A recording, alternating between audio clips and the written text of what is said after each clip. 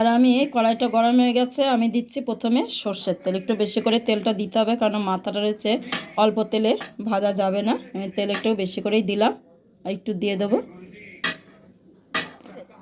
তেলটা গরম হলে তারপরে মাছ গরম হয়ে গেছে। এবার তেলটা আমি একটু কড়াই চারপাশে গায়ে লাগিয়ে দেবো, যাতে মাছগুলো দিলে গায়ে লাগলে সেটা সেটে না যায়। তেলটা আমার দেখুন গরম হয়ে গেছে, ধোয়া উঠছে। এবার গ্যাসটা আমি আস্তে করে দিলাম, দিয়ে দেবো এই যে প্রথমে মাথাটা।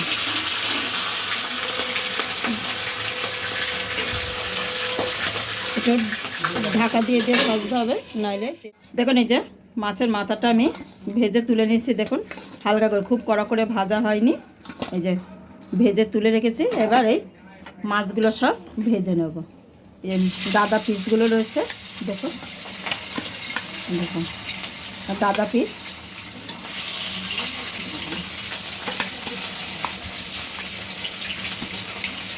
তিনটে গাদা আছে আর একটা লেজা আছে। এগুলো একটু উল্টে দেবো।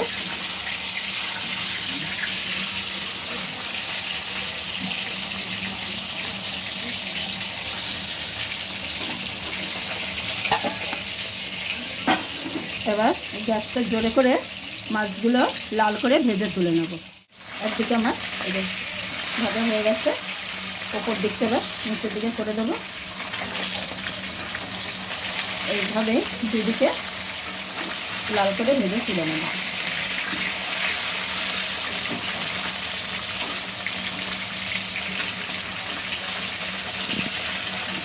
আর একবার এই নিচটা লাল হয়ে গেলে আমি তুলে নেব। ভাজা হয়ে গেছে, আমি এবার তুলে নিচ্ছি। দু সাইডে লাল করে ভাজা হয়ে গেছে, মাছগুলো এবার আমি তুলে নেব।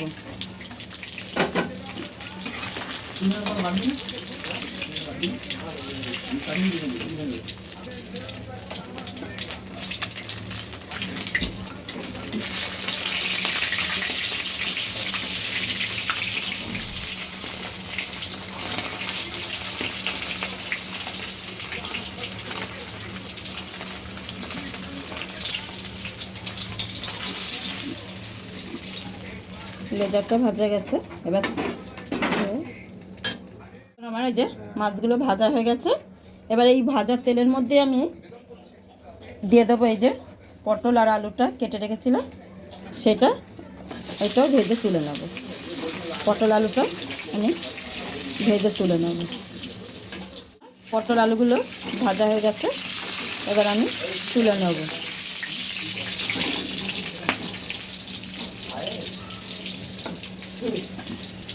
পটল আলুগুলো আমি সব এবার তুলে নেব। যে আমার পটল আলুগুলো ভেজে আমি তুলে নিয়েছি। আর এই তেলে আমি দিয়ে দিচ্ছি পেঁয়াজ কুচি। অল্প করে একটু পেঁয়াজ কুচি দিলাম, এটা একটু হালকা ভেজে নেব।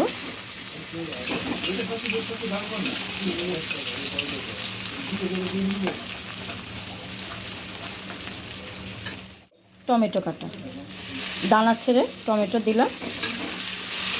দানা ফেলে দিয়েছি, দানা ফেলেই আমরা খাই টমেটো।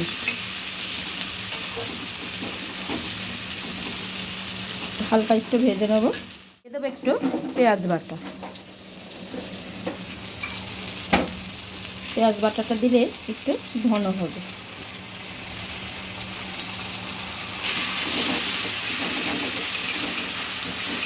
একটু মিশিয়ে নেব।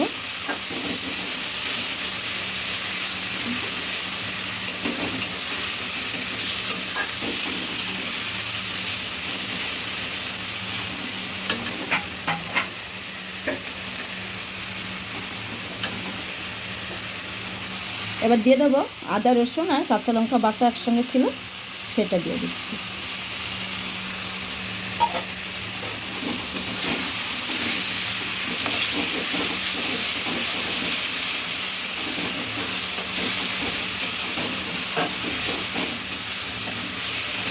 ভালো করে একটু একটু ভেজে নেব। ভাজা হয়ে গেছে, পেঁয়াজ আদা রসুনের কাঁচা গন্ধটা চলে গেছে। এবার দিয়ে দেবো, এবার দিয়ে দিচ্ছি পরিমাণ মতো নুন।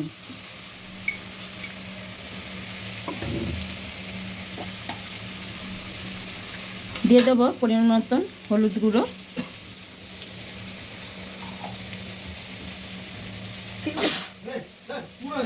আর দিয়ে দেবো কালারের জন্য একটু কাশ্মীরি মির্চ। ভালো করে এবার কষিয়ে নিতে হবে।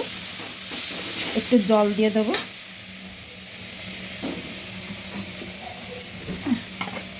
মশলাটা কষানোর জন্য একটু জল দিয়ে দিচ্ছি, আর মশলাটা পুড়বেও না।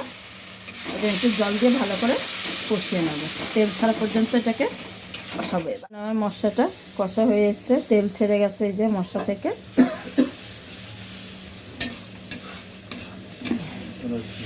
দেখুন আমার মশলাটা এই যে তেল ছেড়ে গেছে, মশলাটা আমার কষানো হয়ে গেছে। দেখুন তেল ছেড়ে গেছে মশলা থেকে, এই যে চারপাশ থেকে বোঝা যাচ্ছে তেলটা ছেড়ে গেছে। মশলাটা আমার কষানো হয়ে গেছে। এবার দিয়ে দিচ্ছি আমি পরিমাণ মতো জল।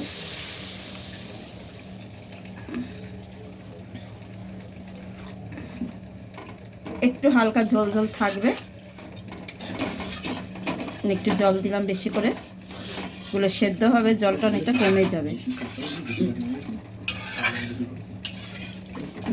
দেশি কাতলা দিয়ে ঝোল আজকে করছি, পটল আলু দিয়ে। এবার আমি ঢাকা দিয়ে ঝোলটা ফুটতে দেব। ফিরে আসলাম। এবার দেখুন আমার ঝোলটা ফুটে গেছে, অনেকটা ঝোল কমেও গেছে। এবার আমি দিয়ে দেবো প্রথমে আলু সবজিটা, আলু আর পটল ভাজা যেটা ছিল সেটা দিয়ে দিচ্ছি।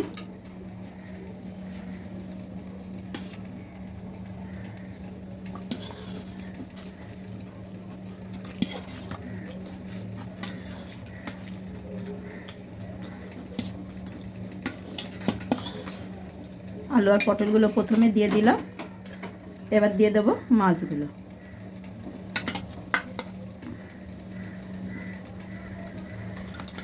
এখন দিলে একটু ঝোলের সঙ্গে ফুটবে, মশলা নুন ঝাল সব একটু মাছের ভেতরে ঢুকবে, খেতে টেস্ট হবে ভালো।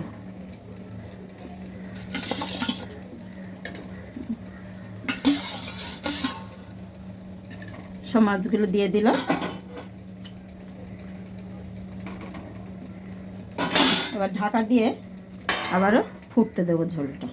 গ্যাসটা জোরেই রেখেছি, তাতে করে ফিরে আসলাম। দেখো মাছগুলো ঝোলের ফুটে মাছগুলো একটু ফুলে উঠেছে, দেখুন কালারটাও কত সুন্দর এসছে। আলুটা দেখি, দেখুন আলুটাও আর একটুখানি খুলেই হয়ে যাবে, গলে গেছে।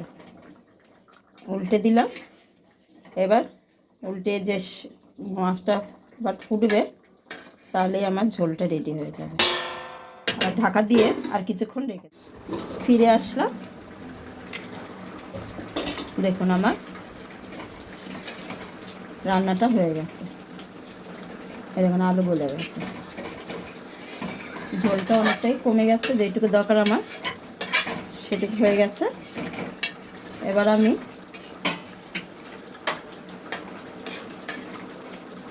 মাছটা মাথা দিতে উল্টে দেবো।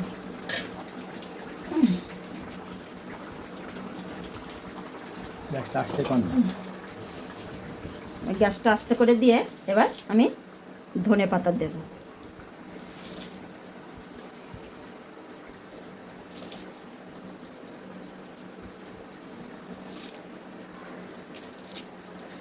হাতে ছিঁড়েই দিচ্ছি।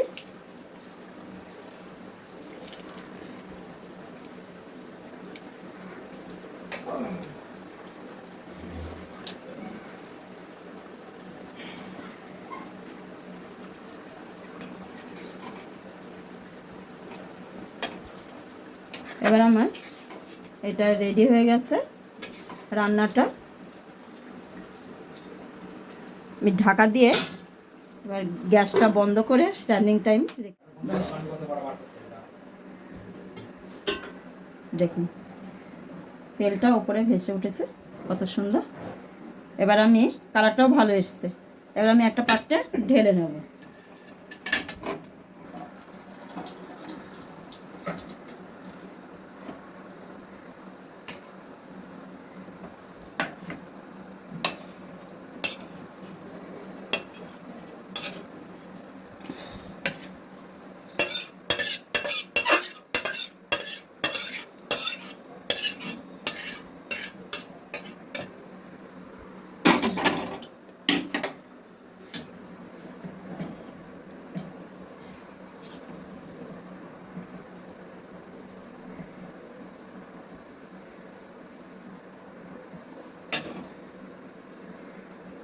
এটা কাঁচা পাকা, এই যে কাঁচা পাকা লঙ্কা একটা দিয়ে দিলাম ওপরে।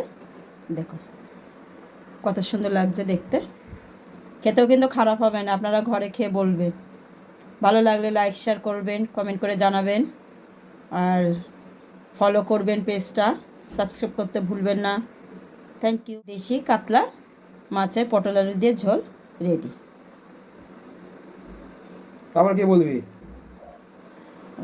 দেশি কাতলা দিয়ে পটল আলু দিয়ে ঝোল রেডি হয়ে গেল। ভালো লাগলে লাইক শেয়ার করবেন, কমেন্ট করে জানাবেন ঘরে করে খেয়ে কেমন হলো খেতে। আর সাবস্ক্রাইব করতে ভুলবেন না, পেজটা ফলো করবেন।